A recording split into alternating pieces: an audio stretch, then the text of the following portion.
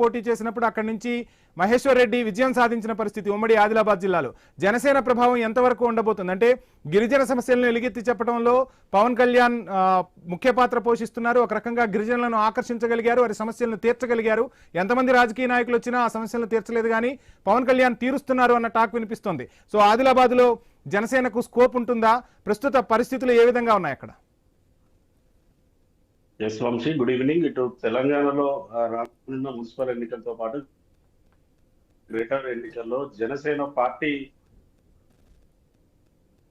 పోటీ చేస్తుందంటూ జనసేన ఆదిలాబాద్ జిల్లా వ్యాప్తంగాతో పాటు ఇటు తెలంగాణ రాష్ట్ర వ్యాప్తంగానైతే కొన్ని రాజకీయ సమీకరణలు అయితే మారుతున్నాయని చెప్పొచ్చు. అయితే పూర్తిగా ఇటు ఉమ్మడి ఆదిలాబాద్ జిల్లాకు సంబంధించి తూర్పు ప్రాంతంలో ఇటు కాంగ్రెస్ పార్టీ బలంగా ఉండగా, పశ్చిమ ప్రాంతాన్ని అయితే ఇటు బీఆర్ఎస్ పార్టీతో పాటు బీజేపీ పార్టీ అయితే బలంగా ఉన్న పరిస్థితులు అయితే ఉన్నాయి. అయితే ఇప్పుడు జరగనున్నవి కేవలం పట్టణ ప్రాంతాలకు సంబంధించినటువంటి మున్సిపల్ ఎన్నికలు కావడంతో అయితే ఇటు జనసేన అధినేత మున్సిపల్ పోర్లో తమ పార్టీ అభ్యర్థులు పాల్గొంటారని ప్రకటించడంతో అయితే మెగా ఫ్యాన్స్ కి అయితే కొంత ఊరట కూడా కలిగించింది అని చెప్పొచ్చు. 2022 తర్వాత కూడా తెలంగాణలో అయితే పెద్దగానైతే జనసేన పార్టీ తన ప్రభావాన్ని అయితే చూపిన పరిస్థితులు అయితే లేవు. అయితే ఈ స్టేట్మెంట్ తోటి అయితే కొంత మెగా ఫ్యాన్స్ కూడా సందడి అయితే చేస్తున్న పరిస్థితులు అయితే ఉన్నాయి. ఈ ఎన్నికల్లో కూడా భారీగా జనసేన పార్టీ తరఫున మద్దతుదారుగా యువత ముందడుగు వేయడానికి అయితే సిద్ధంగా ఉన్న పరిస్థితులు అయితే ఉన్నాయి. ప్రస్తుతం ఉన్నటువంటి పరిస్థితుల్లో మాత్రం ఉమ్మడి ఆదిలాబాద్ జిల్లాలో జనసేన పార్టీకి అంత మేర, అంటే గతంలో ఏదైతే ప్రజారాజ్యం పార్టీ నుంచి కావచ్చు, ఆ తర్వాత జనసేన పార్టీ ఇటు తెలంగాణలో పోటీ చేసిన సందర్భంలో ఇటు పార్టీ తరఫున ఫ్యాన్స్ కావచ్చు, స్థానికంగా ఉన్నటువంటి ప్రజలు కూడా ఇచ్చినటువంటి మద్దతు ఇప్పుడు ఇస్తారంటే మాత్రం ససేమిరా అనే చెప్పొచ్చు. గతంలో ఉన్న పార్టీ కాంగ్రెస్ పార్టీ ఖచ్చితంగా ఈ మున్సిపల్ ఎన్నికల్లో అత్యధిక స్థానాలను గెలుపొందాలని చూస్తూ ఉండగా, ఇటు గ్రేటర్ తో పాటు ఇతర జిల్లాల్లో జరగనున్న ఈ ఎన్నికలను అయితే బీజేపీ, బీఆర్ఎస్ పార్టీని కూడా ప్రతిష్టాత్మకంగా తీసుకున్నాయి. ఖచ్చితంగా ఈ ఎన్నికల్లో కాంగ్రెస్ పార్టీకి తక్కువ మొత్తంలో సీట్లు వచ్చేలా వాళ్ళ సీట్లు గెలిపించే కూడా దిశగానైతే పావులు గెలుపుతున్న పరిస్థితులు అయితే ఉన్నాయి. అయితే జనసేన పార్టీ తెలంగాణలో ఒంటరిగా పోటీ చేస్తుందా, లేకపోతే ఇటు ఏపీలో ఉన్న అలయన్స్ లాగే ఇటు బీజేపీ పార్టీతో కలిపి, అంటే ఇటు జనసేన పార్టీ మద్దతుదారులు గెలిచే ప్రాంతాల్లో మాత్రమే జనసేన పార్టీకి సంబంధించిన నేతలు పోటీ చేస్తారా, లేదనుకుంటే పూర్తిగా పార్టీ తరఫున అన్ని ప్రాంతాల్లో కూడా జనసేన పార్టీ మద్దతుదారులు పోటీ చేస్తారనేది కూడా ఒక క్లారిటీ అయితే రావాల్సి ఉంది. అయితే ప్రస్తుతం ఉన్న పరిస్థితుల్లోనైతే ప్రకటించే పరిస్థితులు అయితే కనబడడం లేదు. కేవలం ఇటు స్థానిక ఎన్నికల్లో మనం చూసాం, అంటే కొన్ని జిల్లాల్లోనైతే జనసేన పార్టీ మద్దతుదారులు గెలవడంతో ఖచ్చితంగా ఇటు తెలంగాణ రాష్ట్రంలో కూడా జనసేన పార్టీని బలోపేతం చేయడానికి అయితే ఈ నిర్ణయం తీసుకున్నట్టుగానే తెలుస్తున్న పరిస్థితులు ఉన్నాయి. వంశీ. శ్రీనివాస్, మీరు చెప్తున్నట్టుగా ఆదిలాబాద్ లో రాజకీయం అంతా ఒకవైపు తూర్పు, పశ్చిమ రెండు పార్టీలు కూడా చాలా స్ట్రాంగ్ గా ఉన్న పరిస్థితి. సో అక్కడ ఒకవైపు రేవంత్ రెడ్డి ఏమో క్లియర్ కట్ గా ఏది మొదలుపెట్టినా అక్కడి నుంచి మొదలుపెట్టిన పరిస్థితి, గత ఎన్నికల్లో అక్కడి నుంచే సమరశంఖం పూరించి అధికారాన్ని కైవసం చేసుకున్న పరిస్థితి. మరోవైపు బీఆర్ఎస్ కూడా తన ఉనికిని ఎప్పటికప్పుడు కాపాడుకుంటూ వస్తుంది, గట్టి పోటీని ఇస్తున్న పరిస్థితి. అక్కడి ప్రజలు భారతీయ జనతా పార్టీ వైపు కూడా మొగ్గు చూపారు, కొంతమంది ఎంపీలుగా కూడా గతంలో గెలిచిన పరిస్థితి. ఈ మూడు పార్టీలు ఉన్న టైంలో ఆదిలాబాద్ లో అసలు జనసేనకు ఎటువంటి స్కోప్ ఉంది?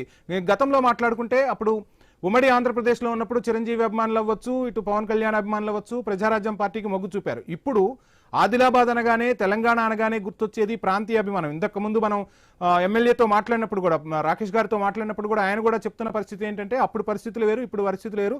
తెలంగాణ అనేది పోరాడి సాధించుకున్నాం, అక్కడ ఎటువంటి పరిస్థితుల్లో వేరే పార్టీలకు చోట్లేదని చెప్తున్న పరిస్థితి. సో ఏంటి అసలు జనసేన వ్యూహం అక్కడ?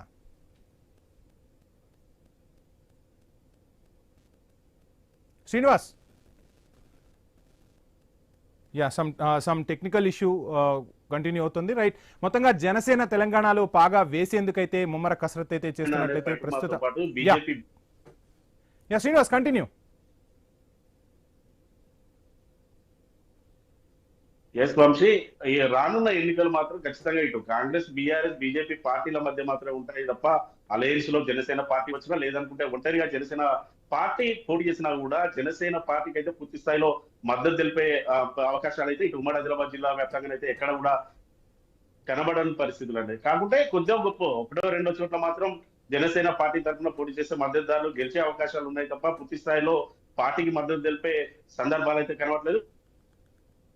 మరోవైపు గత అసెంబ్లీ ఎన్నికల్లో కూడా పూర్తిగా ఇటు సీఎం రేవంత్ రెడ్డి అయితే ఆదిలాబాద్ ఇంద్రవెల్లి కేంద్రంగానే ఇటు గిరిజనులకైతే వరాలు గుప్పించారు. ఒక్కొక్కటిగా గిరిజనులకు సంబంధించినటువంటి హామీలను కూడా పూర్తి చేస్తున్న పరిస్థితులు అయితే ఉన్నాయి. మరోవైపు ఇటు ఏపీలో డిప్యూటీ సీఎం గా ఉన్న పవన్ కళ్యాణ్ కూడా గిరిజనులకు సంబంధించినటువంటి ప్రధాన అంశాలపైన ఫోకస్ పెట్టారు. పూర్తి స్థాయిలో వారికి సంబంధించినటువంటి ప్రాబ్లమ్స్ అన్నట్టు కూడా ఇటు ఏపీలోనైతే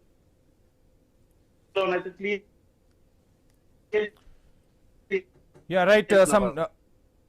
సమ్ టెక్నికల్ ఇష్యూ ఉన్నట్టుంది శ్రీనివాస్. ఇక మొత్తంగా చూస్తున్నాం తెలంగాణలో పాగా వేసేందుకైతే జనసేనాని నిర్ణయం తీసుకున్నారు. తెలంగాణపై పూర్తిగా దృష్టి సారించిన పరిస్థితులు అయితే కనిపిస్తున్నాయి. కొండగట్ట టూర్ అయితే పవర్ స్టార్ కు కొంత బూస్ట్ ఇచ్చింది. ఇటు పవన్ సిగ్నల్ ఇవ్వడంతో అటు ఫ్యాన్స్ లోను జోష్ అయితే అమాంతం పెరిగిన పరిస్థితి అయితే క్లియర్ కట్ గా కనిపిస్తుంది.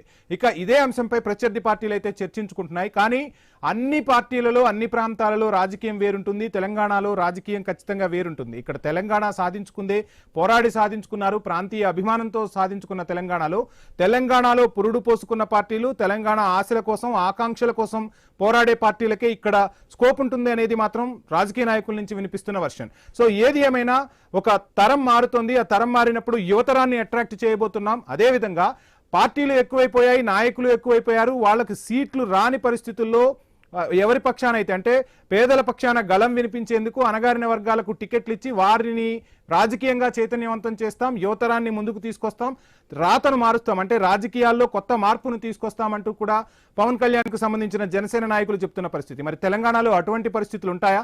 నిజంగా తెలంగాణ ప్రజలకు ఇప్పుడు ఒక కొత్త పార్టీ అవసరం ఉందా అంటే ఇటు చూస్తే రేవంత్ రెడ్డి యువకులే స్ట్రాంగ్ గా ఉన్నారు, అటు చూస్తే బీఆర్ఎస్ నుంచి హరీష్ రావు, కేటీఆర్ ఇద్దరు కూడా యువ నాయకత్వం ఉన్న పరిస్థితి. తెలంగాణలో భారతీయ జనతా పార్టీ పాగా వేసేందుకైతే అడుగులు వేస్తుంది. మరి జనసేనతో కలిసి వస్తే భారతీయ జనతా పార్టీకి ప్లస్ అవుతుందా మైనస్ అవుతుందా?